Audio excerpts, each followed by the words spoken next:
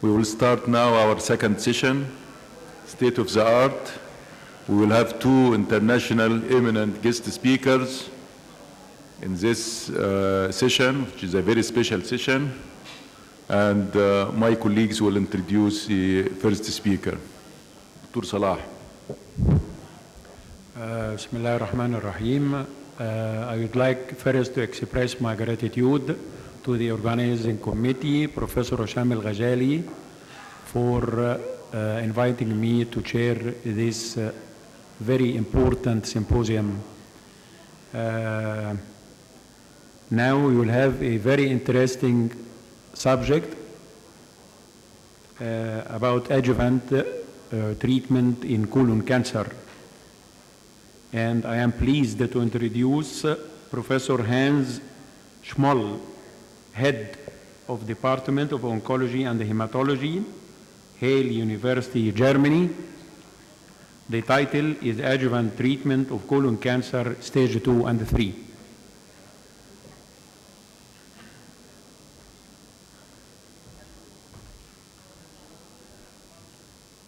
Thank you very much again for this kind invitation, Hisham and Chairman.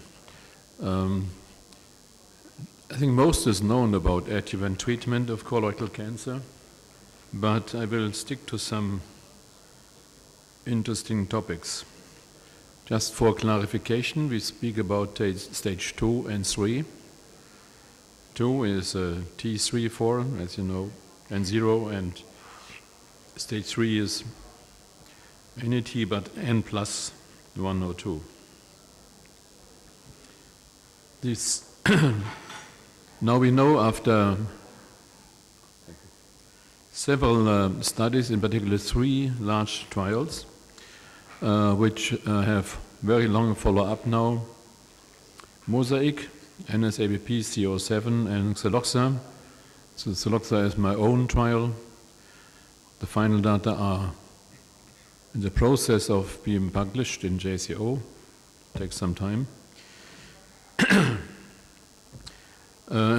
Comparing oxaliplatin in addition to 5-FU.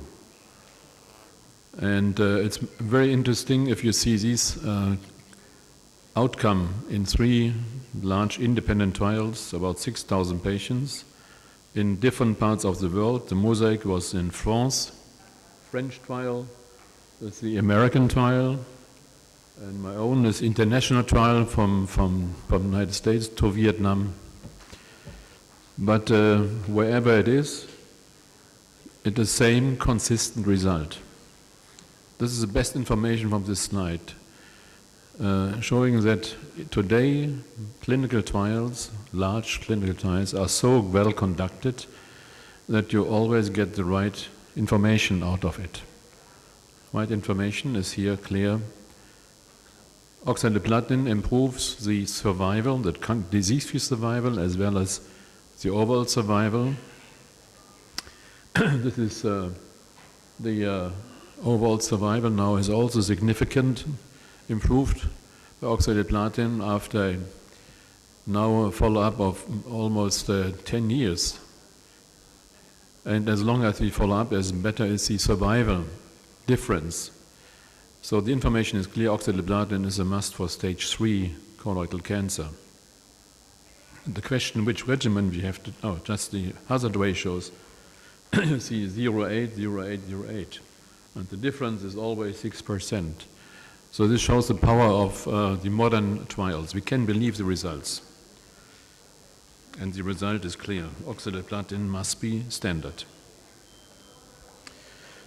Then the question is, what should we take for an oxaliplatin regimen? Xelox or Volfox, so infusion 5-FU or Xeloda. The difference is the price. Xeloda is more expensive probably, but after all, outpatient, ambulatory management, it's the better choice for the patient. Do not need a port, no pump and all these things around. And you can modify the dose according to the toxicity. If the patient has toxicity, he can reduce the dose himself. With a port, with a pump, everything is given and you cannot modify anymore. So I would favor, and meanwhile most of the doctors favor the Xelox. And the question is, are they equivalent? Because they have never been compared head to head, but by indirect comparison from the more recent Avant trial, Volfox or Xelox, Bev, there was no difference for bevacizumab, so that is the same outcome with the same 76 and 75% disease survival at 3 years. So this indirect showing that Xelox is as good as Volfox. Then was the question, if you give oxaliplatin, do we compromise the result after relapse? If a patient had adjuvant oxaliplatin will he have not good enough benefit from chemotherapy at relapse? Therefore, we made a meta-analysis of about 6,000 patients who had received adjuvant oxaliplatin, and we looked on the outcome at relapse. So this is the post-relapse survival for Xelox, Volfox, or 5-FU. The post-relapse survival. And whatever it is, single agent 5-FU here, or the combinations, this is female and male all together on the same right. The blue are the combinations with Xelox, Volfox, male or female. You see that the survival, post-relapse survival is the same. It's even a little bit, something wrong? It's even a little bit better than with the 5-FU. So oxaliplatin adjuvant does not compromise the efficacy of salvage chemotherapy at relapse. This is also going to be published soon. And then the question, is there a difference in the regimen between Xelox or Volfox 4 or Volfox 6? This was the most interesting question. From the meta-analysis, the blue one is the Volfox 4, the yellow one is Volfox 6. Statistically, there is no difference. They look different to the different patient population a little bit, but we can say that it is not relevant which regimen you should choose. However, Xelox is in the best part. So Xelox looks best, and it's also more comfortable for the patient. So you're on the safe side, also from this meta-analysis. If you go for a single agent treatment, we come later to the patients who are older or have stage 2 and get single agent 5-FU. Again, the question is Xeloda, capecitabine, Xeloda, or infusion 5-FU. And this is the XACT trial, very old. Meanwhile, but they're showing that there's a survival benefit in stage 3 colon cancer if you take capecitabine instead of infusion 5-FU. This was bolus 5-FU, sorry. So clearly, Xeloda is superior in terms of survival to bolus 5-FU leucovorin. So if you have a single agent 5-FU adjuvant treatment, then you should take Xeloda. Then there's a question if you modify the dose, because individual pharmacokinetics in the individual patient are different. Patient has more toxicity sometimes, and others have less, because they have different metabolism of the Xeloda. And you see here, this is the outcome of the dose reductions in the Xeloxa trial. Even if the patients reduce the dose to toxicity, the outcome is the same, or it's even better in those patients who have dose reductions.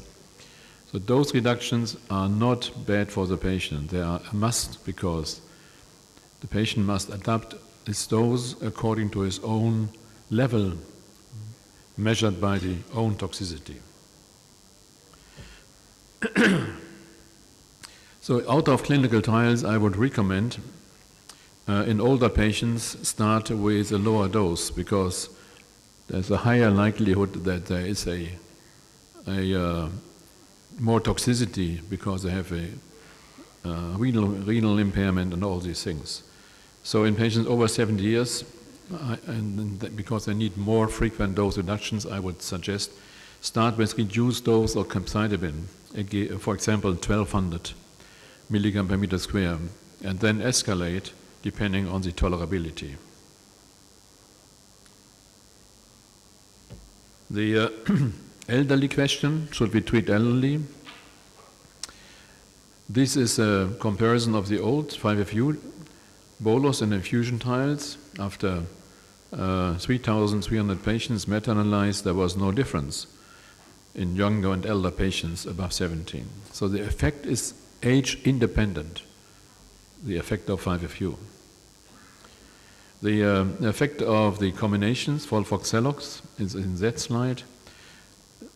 Folfox in the two studies had, in NSABP, Mosaic had no effect in the older patients on survival, or minimal effect or not significant. Only Xelox, they did a recent study with Xelox, there was an effect which is close to the younger patients, so 0.8 or 0.86 hazard ratio.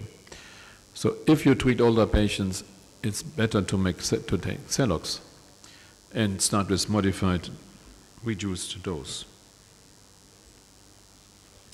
The question in general, patients out of clinical trials, these are 5,500 patients over 75 years who had oxaliplatin treatment in a large population analysis in the United States, out of clinical trial. More toxicity clearly, but there's a clear effect of 3% overall survival benefit. It's not randomized, but if you have 6,000 patients analyzed and you have the control population which did not receive oxaliplatin, this is showing that even in the older patients, the oxaliplatin combination is something doing. The next question is, after we have clarified that all patients with stage 3 colon cancer should receive oxaliplatin combination and preferably with Xelox. What about stage 2? This all data from 20,000 patients from the United States show that also stage 2 has the same benefit like the stage 3. There's a delta of 5%, but it's on a higher level of survival, so it's the same effect finally for the patients. You see it after 8 years, not before. So it's a long-term effect which comes out. So in principle, stage 2, independent of any prognostic factor, is also benefiting from 5FU at least. The same has been seen in the British trial, independent from the United States. Significant improvement of survival by 5FU, 1,400 patients. So this is a fact. What about if we look on low and high risk according to the American or the ESMO guideline, lymphatic vascular invasion, perineural invasion, and undifferentiated histology, less than 12 lymph nodes examined. In the Mosaic study, they have shown that the high risk stage 3 patients, the DFS was improved, but survival was not better. But this was another reason because the post-relapse survival was worse in this patient combination and patient group with Folfox. Due to treatment reasons, the doctors did not give the right treatment for the relapses if they had oxaliplatin before. So this is just a hint that high risk has some stage 2 might have some benefit from oxaliplatin. The hazard ratio for disease survival is 0.62, so it's something good, something which is at least remarkable. And this is the meta-analysis from the NSABP trials in the United States. They have several trials included oxaliplatin in stage 2 and made the complete analysis. It's just going to be published. There's the indication for a benefit of oxaliplatin as well in stage 2 for time to relapse, for disease survival, and for overall survival. And this is the increase or the benefit with oxaliplatin in terms of percent. So it's not much, but it's for survival in a high risk, 3.5%, but in a low risk, 2.5%. So even, like I said before in the old data, independent of risk factors, there is a benefit for all patients, for 5FU and now also for oxaliplatin. So these data show that individually you can consider, even in stage 2, to take a high-risk patient, or even especially low-risk patient, if he's younger, to give oxaliplatin out of clinical trials. If you know that you have this toxicity with minimal effect, but the question is this good enough, 2.5 or 3% survival benefit in breast cancer? Yes, we treat these patients for 3% improvement for survival. And stage 2 colon cancer, people still say, oh, it's not good enough. So it's your own decision, or the patient's decision. This is a recent paper from the poster from the United States. They show also that the stage 2 population analysis, stage 2, adjuvant FOLFOX is improving survival. So data are more and more. Then there's a question, finally, can we improve our knowledge selection of patients by biomarkers? So one is the MSI, the microsatellite instability. If there is high or they have a stable microsatellite, then they have a better outcome. The MSI, then if they have an MSI high, then they have a better outcome, but this is a small study. If you look on a large study, you see there's no difference of deficient mismatch repair or proficient or MSI high or MSS, so no microsatellite instability. So finally, this is not helping for decision making oxaliplatin yes or no. The other one is a biomarker, which we analyzed in the Sedoxa trial, which is also going to be published just now, which is the question of dihydropyrimidine dehydrogenase level, which is the enzyme which catabolizes the 5FU, oxaloda, in the tumor and the liver as well. Patients with a low DPD level had the best outcome for disease-free overall survival, and those with a high DPD level in the tumor had a poor outcome. So this must be proven prospectively, but it's a tremendous difference for those with low and high. Celox low DPD and this is Celox high DPD. And you see that's a difference in outcome of 25% disease-free survival, which is tremendous difference. If this is true, have been 400, 500 patients out of the 2,000 patients. If this is true prospectively, then we have now the biomarker for selecting the patient for Celox or no Celox. The last one is the biomarker which you can buy from Oncotype or Genomic Health. They looked on the 12 gene score and they can separate 3 groups in stage 2. These 3 groups with a different relapse-free survival, low, intermediate, high. Not very good separation, but it is at least separation.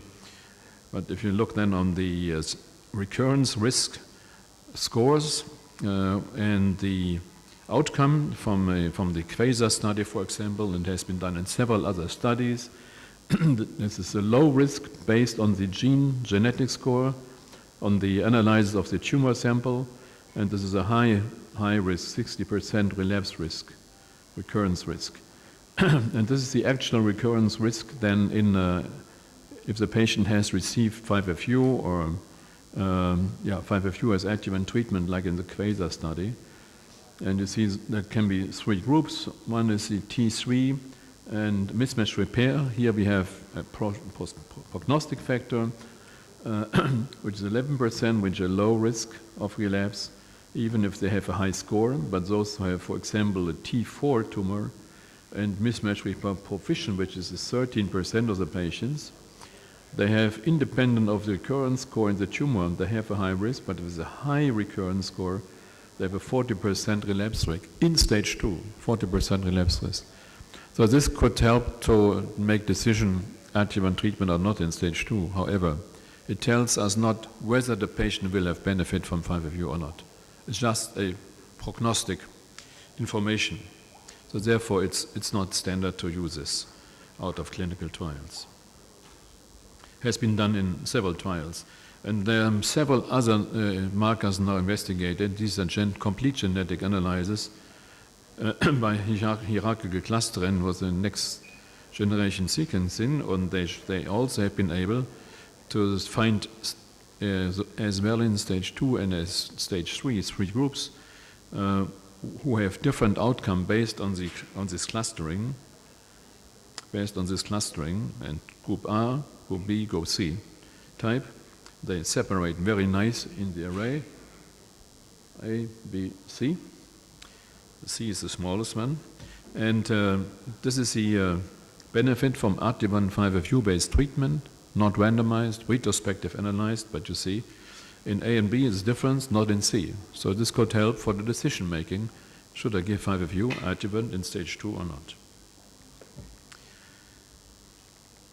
So this is in the final slide. It's very clear what we have to do. This is the still absolutely valid consensus guideline for colon cancer.